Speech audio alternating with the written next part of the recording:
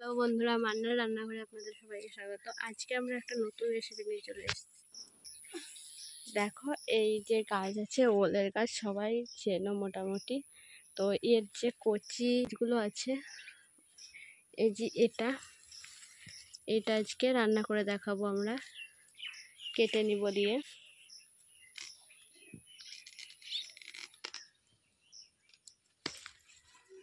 এই যে এটা কেটে নিব দিয়ে এটাই আজ রান্না করবো আমরা। ভিডিওটি শেষ পর্যন্ত দেখতে থাকুন। আমরা গাছগুলোকে কেটে নিয়ে চলে এসেছি, এবার এগুলোকে ছোট ছোট ভাবে কেটে নিব।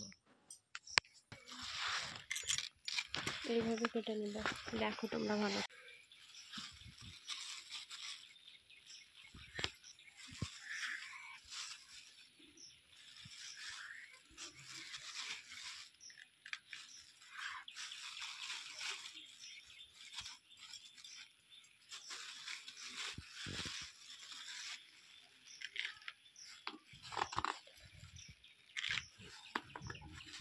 এইভাবেই সবগুলোকে কেটে নেব।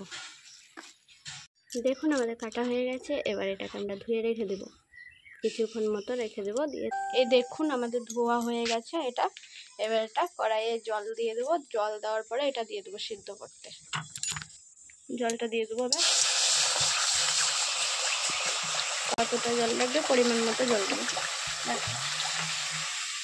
এইটুকু জল দিলেই হয়ে যাবে আমাদের। এটা দিয়ে দেবো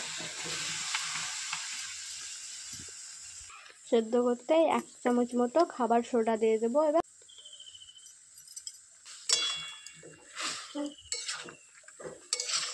এভাবে জলে ডুবে দিলাম। এবার এটাকে আমরা ঢাকা দিয়ে 15 মিনিট মতো রেখে দেবো।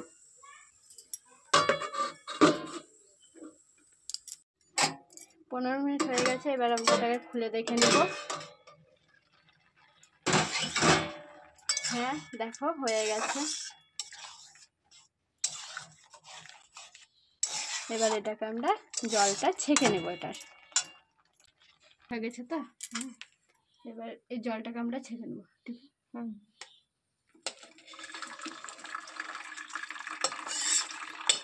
জলটা কিছুক্ষণ ঝরবে। দিয়ে কড়াইয়ে তেল দিয়ে দেবো 3 চামচ মতো।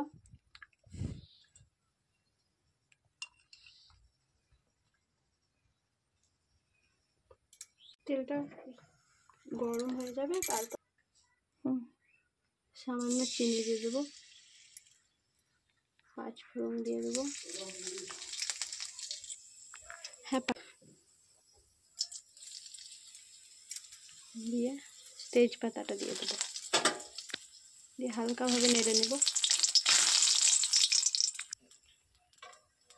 5 কোয়া মতন রসুন দিয়ে দেবো। হালকাভাবে নেড়ে নেব। পেঁয়াজ দিয়ে দেবো এটা মতো। দিয়ে ভালোভাবে নেড়ে নেব। লাল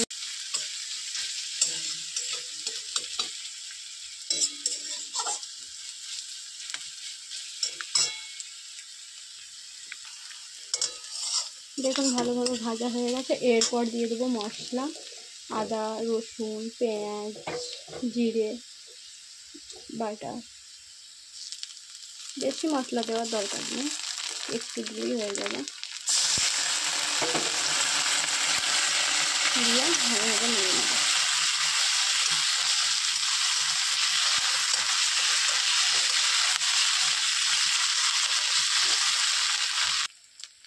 পরিমাণ মতো হলুদ দিয়ে দিলাম, স্বাদ মতো লবণ দিয়ে দিলাম।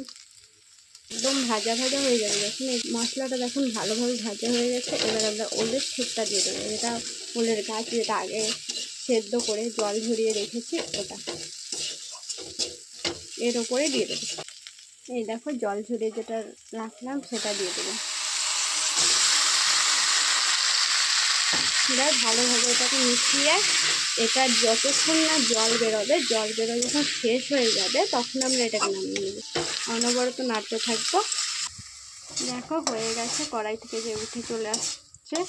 এবার জানতে হবে আমাদের হয়ে গেছে। এটাকে আমরা এবার নামিয়ে নেব।